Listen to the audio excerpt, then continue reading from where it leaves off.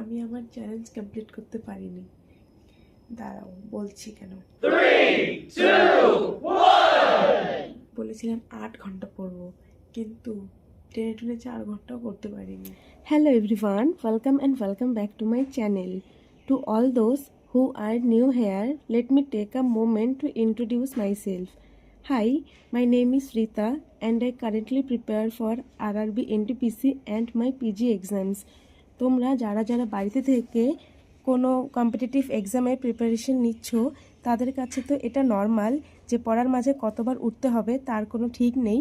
তারপর আমি আমার ব্রেকফাস্ট করে সকালে স্লট কমপ্লিট করতে বসলাম। সকালের স্লটে ছিল ইকোনমিক্স অ্যান্ড কারেন্ট অ্যাফেয়ার্স।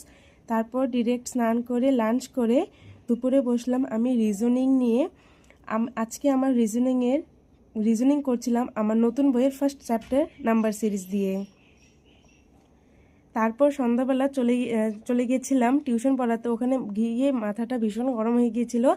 তারপর চা মুড়ি দিয়ে টিফিন করে পদ্মজা পরে আমি আমার ওয়ার্কআউট অ্যান্ড মেডিটেশন কমপ্লিট করে রাতের ডিনার করে রিভিশন করতে বসলাম।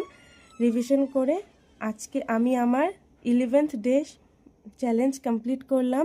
And this is my selfie. দেখা হচ্ছে পরের কোনো